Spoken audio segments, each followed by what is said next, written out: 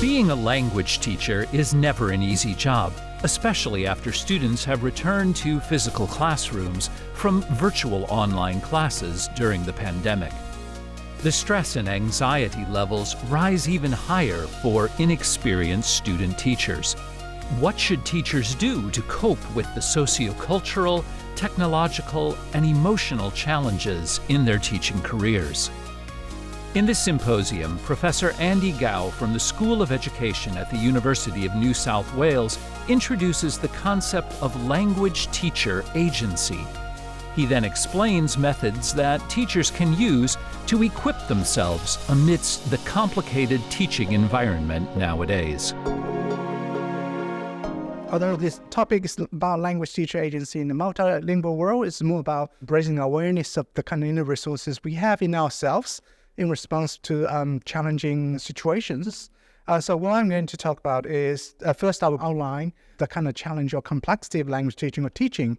We know teaching in any context a complex or challenging task or profession. So I will be trying to outline some of the challenges we have to respond to. And then I'll be looking at what as teacher agency, how does it work and how can we promote it? This is not just about English language teaching or language teaching, applies to all professions. We are in a very difficult situations, and as there's so many things going on, and some of us may be confused, or a lot of us may be unsure, or we may be unclear about what's going to happen in the future, or perplexed by the situations we have to respond to. I think this captures the experiences many of us had in the last few years. So if you ask about the kind of challenges or complexity of language teaching, two things will pop up in our mind. First thing will come up to our mind is that we have to deal with increasingly diverse classrooms. And student diversity comes in different ways. We talk about the students having different linguistic, cultural backgrounds in contexts like Hong Kong or Australia. But we may also talk about the students of different levels of readiness for learning, in terms of neurodiversity. But because of the last few years, we also have to deal with students appears to be stressed by the situation they have to deal with when they come back to face-to-face on-site. And yesterday I was talking to some colleagues about student teachers going out for doing teaching practice, and some of them felt stressed, and maybe it's because in the last few years we didn't have to deal with a complex human interaction face to face. Where they have to deal with students in classrooms, and they suddenly find it's very difficult to respond to situations. And the second thing, this is also to do with what we experienced the last few years, is to do with technological developments. There was suddenly a push for learning and teaching online. And then in the last few years, we had heard about these generative AI tools, and which seem to be threatening to language education programs. Or we have to now think about new values, or the kind of values that we need to articulate for learning languages for our students. Otherwise, the kind of traditional way of teaching grammar or teaching vocabulary may, in comparison with the rise of the generative AI, may lose kind of appeal for many of us. I now want to try to situate the complexity within a big ecology. So instead of referring to what happened the last few years, I want to situate the complexity of language teaching or teaching in a broad ecological context, because that ecological context consists of multiple layers of contextual conditions. For instance, when we talk about the macro, big contextual process and conditions, we can, talk about the cultural traditions. There are some sort of noticeably shifting cultural values may impact the way learning and teaching are traditionally done in classrooms. For instance, the changing student-teacher relationship in certain contexts may have made teaching particularly challenging for teachers.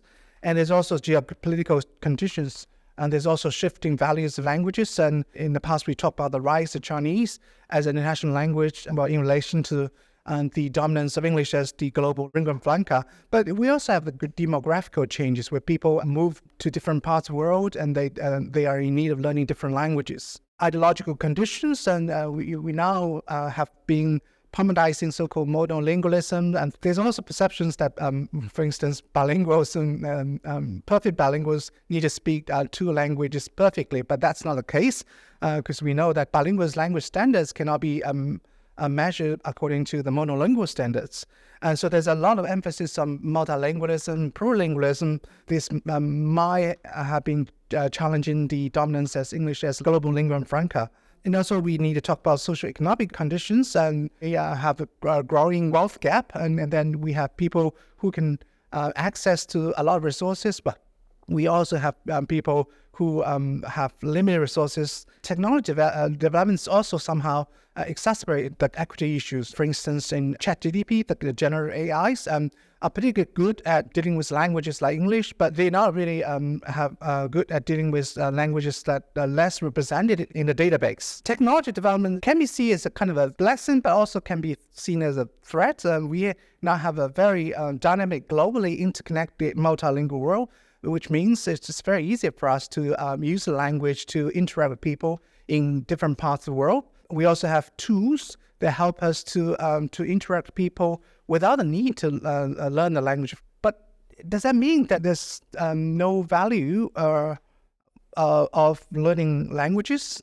We probably need to look for new values and articulate these new values for learning languages. For instance, we know that bilinguals are more creative and they're more resilient than, say, monolingual people. I have to say, well, it's not really the problem with being monolingual. It's probably to do with the kind of brains being trained and developed by when dealing with multiple language. So if we expect the world in the future to be challenging and sort of uncertain and difficult in some sense, we probably need to prepare graduates with high-level resilience and high-level creativity. They can think of solutions out of box in response to challenging, complex situations. So learning languages will be a very good way for us to help our graduates to achieve that kind of level of resilience or creativity. And we now need more emphasis the intrinsic values of learning languages rather than traditionally we have emphasized learning languages for transactional purposes, for doing business or for information exchange, because these kind of transactional use of language could be dealt with by the use of increasingly sophisticated technology. But that creates kind of a challenge for language teachers as well, because we need to adapt to learn or prepare our students for the kind of new values we articulate for the learning of languages. And then that macro changes, of course, affect what's going on at the middle level.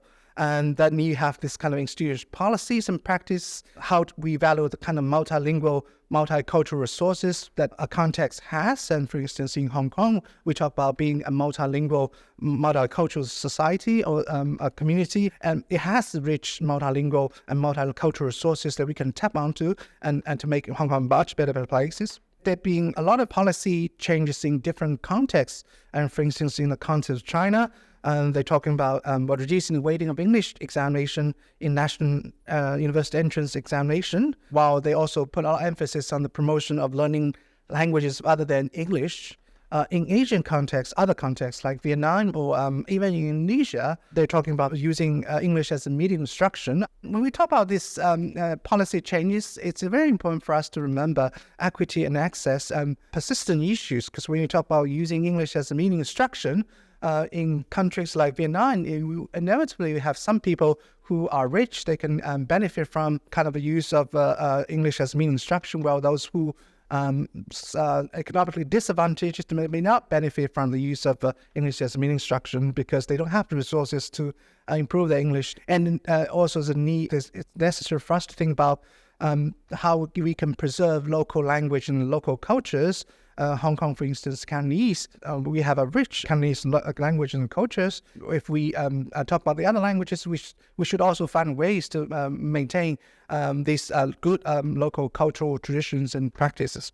Coming to the classroom level, we talk about linguistically cultural diverse classrooms. It's easy to say, we can try to use students' linguistic cultural resources for teaching, but if you teach a class with students that speak 20 languages, it becomes a nightmare for many language teachers. Somehow they need to be prepared or facilitate or assisted in their endeavor to help these culturally and linguistically diverse students succeed in their academic studies. It's always a big question or challenge for many language teachers whether students' linguistic and cultural diversity can be recognized as a resource or not a problem. And we know that students also have different aspirations. They want to achieve different things. And then increasingly with this technology development, students will come to language classrooms for probably quite different kind of aspirations. They probably want very rich cultural experiences instead of they want to learn the nitty-gritty of the language. And this is related to what's going on in second language acquisition research. And that a group of people in 2016, they come up with this Douglas Fir group framework trying to capture the complexity of multilingual world and what that means for second language acquisition researchers. So they can somehow synergize different perspectives in second language acquisition to come up with kind of a collective response to what's going on in the world. How can we help language learners to achieve what they can achieve or want to achieve in the world? It's just trying to capture a kind of complex ecology. Language learning takes place, and as a result, as language teachers, we also need to help language learners respond to the kind of a complex ecology in pursuing what they want to pursue. My reading of this Douglas Fir group framework for language teaching is that, first of all, I think the framework will, in a sense, helps to affirm what we can do and overcome the deficit discourses and the kind of things that were problematic in the past now need to firmly believe that we can do something. And of course, language learning and teaching always happen within a context. Context does matter. We also need to think about language learners. When they learn languages, they want to be heard and listened to. So their voice and the meaning they want to articulate through using the language also very important considerations when we talk about teaching languages. It also helps to see that teaching needs to be linguistically, culturally responsive. And hence, we need to talk about the pedagogy that draw on and the linguistic cultural resources that language learners bring to language classrooms. In response to the kind of challenging situations, we also need teachers who are fully empowered agents, who are highly motivated, who have the kind of knowledge, competence, and awareness, also who aspire to play the role that they expect to play in a new world. Hence, as I said, with the need to look for resources within language teachers, and that we need to recognize the language teachers as reflective and reflexive agents, and we need to value the agency in language teachers' professional development and sustaining design educational change and improve students' learning, because what we all know that in the never end to what we can do and what we can learn in relation to our professional practice. The argument, of course, is that we need to understand why teacher agents matters and how it works. I probably have to quickly go through some of the theoretical background of what is agency. I used to do language learning autonomy as well, and I have to differentiate the two concepts, agency versus autonomy. I will see autonomy is largely to do with individuals. It's to do with individual capacity to exercise control of their lives, while agency is more to do with how we operate within in the community or within certain structural conditions. If I may somehow differentiate two, I would say agency as kind of root, while autonomy is the kind of expressions or phenomenon to do with the exercise of agency. And there are different ways to conceptualizing agency or teacher agency. I just want to quickly go through them. The four major theories or approaches, and you can see first agency as an intentional act. This is according to social cognitive theory, and then probably a much more widely used conception of agencies to do with kind of a social cultural theory, sees agency as social culturally mediated capacity. And then you have a post-structuralist view, which regard agency as a discursive practice and to do with the kind of positioning you have. While the ecological perspective will look at agency as a kind of phenomenon and doings, that's something happening within a context. Social cognitive theory, you probably hear about famous psychologists and Bandura and talk about self-efficacy. And if we adopt social cognitive theory, agency with kind of a efficacy and beliefs. Social cultural theory, as I said, is probably one of the most widely used approach to conceptualizing agency, but it's to do with looking at human beings and working together. That's called intermental functioning, where our brains, like the brains here, we are all working together with kind of mediation means. At the moment, it's my talk, but at other occasions could be to do with technology. Post-structural review is, as I said, is to do with kind of a positioning. It's the position you have enables to have the particular ways of doing things. So I position myself as a speaker here. I can do certain things by as a view position as a member of audience, and you are also enabled to do particular things. The perspective I'd like to use is this ecological perspective, which sees agency as a phenomenon, as something that we do. When we're trying to understand agency in different contexts and times, it really requires us to focus on the person's past experiences and past inferences and or traditions, and then engage with the present and orientation towards the future. So this sounds like a quite straightforward understanding of what's going on to do with agency, where we're trying to understand agency works with a person. We know that teachers exercise agency for certain purposes, and we're seeing the kind of historically formed social, cultural, material circumstance contexts, and they always constrained and resourced by these circumstances. So the situation we are here could be a constraint, but also could be a resources for us. But why does agency or teacher agency matters? I think we sort of argue that teacher agency matters at different levels, and at the individual level and institution and national and society value. I shall elaborate a little bit more here. At individual level, it helps us continuously learning to teach, because we need, as I said, respond to a series of challenges. For instance, in case of student early career teachers, and the kind of quality of peer relationship matters for their sense of professional agency, and student-teacher relationship also matters. And I think that's why probably some of your student teachers complain about being overstressed about doing practice in schools. In case of in-service teachers, we're talking about the situation, like education reforms, the changes. What happens often feel like something we used to do or we are good at doing is no longer valued, and we need to pick up new things. So that's probably the experiences or a feeling the many language teachers had over the last few years.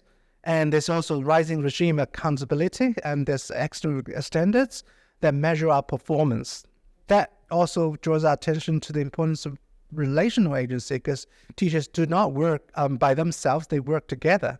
And sometimes they work together, they come up with new dynamics in response to the challenges I mentioned. At the institution national level, teacher agency is critical in policy implementation, curriculum reform, leadership. Student leaders or national leaders, they need teachers to implement these ideas, and they are change agents. When the teachers implement these ideas in practice, the teachers may experience conflicts between the value systems and values promoted by these education changes. And understandably, if teachers can see that the values promoted by education changes are somehow consistent with the kind of values they have, and they're more likely to implement these reforms successfully. If they don't, then they may contest the change implicitly, because teaching is like when close to the class door, and then it happens within the four walls. So they can contest the change implicitly and passive without making their contest being known to the person who proposed these changes. I think it's also important for our education reforms to ensure that teachers feel that they return control of their professional practice if they think that the values are consistent with the kind of values promoted by education changes, and they feel more in control of their professional practice, and they're more likely to implement what they expect to implement. And in a sense, teachers, we cannot only see, teachers as policy implementer, we also need to see that they change policy along the way. And at the society level, it's important to see that we do not just pass on knowledge to students. We prepare our students to function and make positive impacts in their roles in the society. So when we talk about equity or social issues in teaching, we do not try to encourage teachers to start revolutions in classrooms, but they might be critically aware of something they do. For instance, if they implement technology, they need to be aware of that some students may have access to the technology, others they don't have access to these kind of technology resources. So when they become aware of this kind of differences, different access that students may have, and when they adopt particular technology in teaching that ensure that all students have equal access to these kind of resources, and they are doing something to do with the so-called social justice in teaching as well. Of course, in some contexts, like Australia, teachers probably have to deal with issues like race or ethnicity in teaching. That's why it's important for us to argue that reflexivity is also a central element of the agency, and teachers need to constantly think about what they have been doing and the kind of underlying assumption they have in relation to their pedagogical decisions, and whether the assumptions can be questioned, and they need to adopt a different kind of ideas in teaching. There's also chronological time element in teacher agency as well. It means that at different career stages, we have to adopt different practice so we can constantly learn to teach. Just to try to sum up a few issues that language teachers may have to deal with, for instance, the language in relation to exercise of agency. Teachers need exercise agency when we're working with students of diverse backgrounds. And in some contexts, like when we had talked about non-native English teachers, they may need an exercise agency in navigating the kind of a so-called native speakerism ideology that dominates a profession. We need to respond to the new curricula. For instance, in the last few years, we were expected to adopt pedagogy related to the use of technology, but luckily, the need to teach online has now disappeared. But it will be staying with us, I think, for some time. And language teachers also need to exercise agency in making career decisions or transitions in some contexts. I mean, this is one of the contexts, very bizarre, but it happened to a lot of people in some contexts like Vietnam, where they changed the language policy.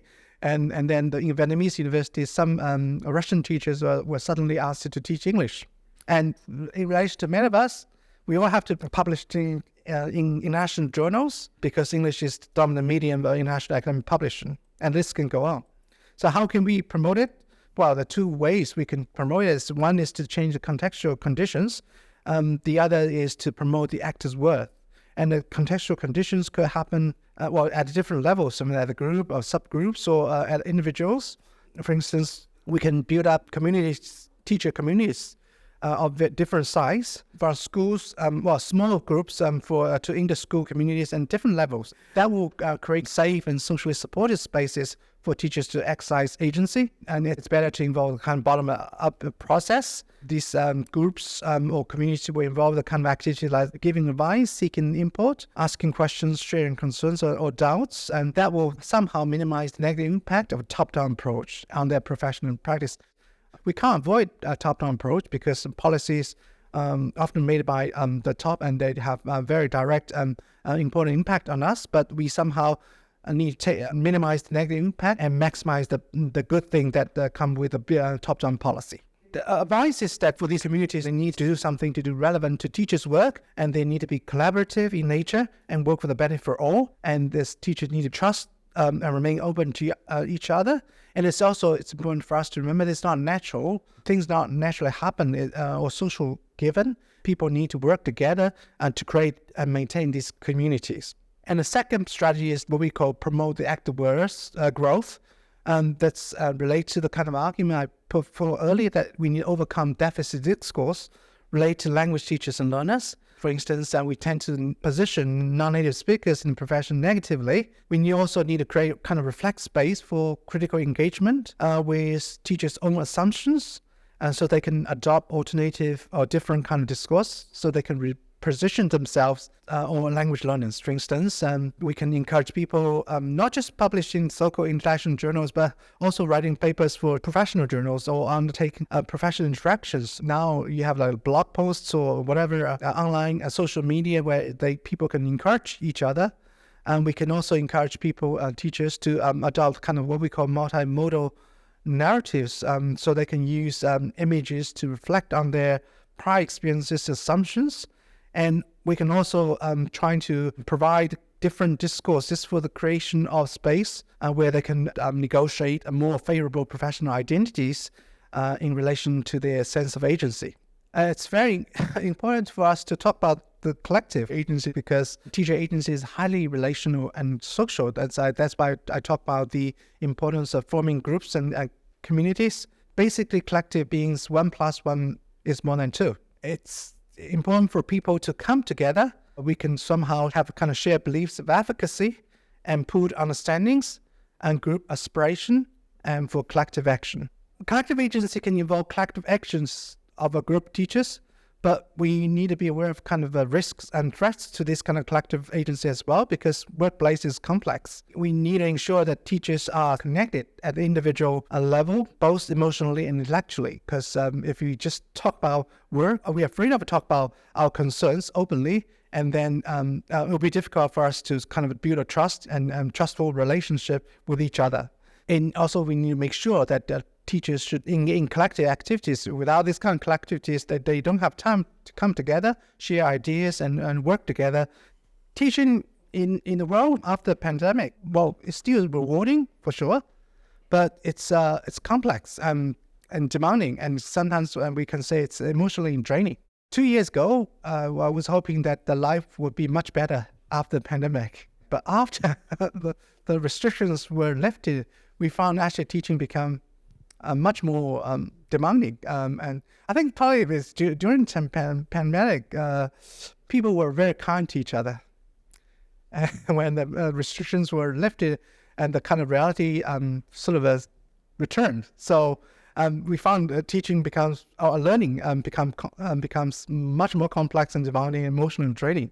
But that's why I think it's really important for us to talk about teachers as agents, or we need to create opportunity to foster grow agency in teachers, because that's the kind of thing that will help us to respond to the challenging situations after what we have been through in the last few years. And so I really want to emphasize it's really important for us to work together as a groups or as a collective, rather than we're still doing the things our teaching happens within the classroom walls and need to come together. So that's it. Thank you.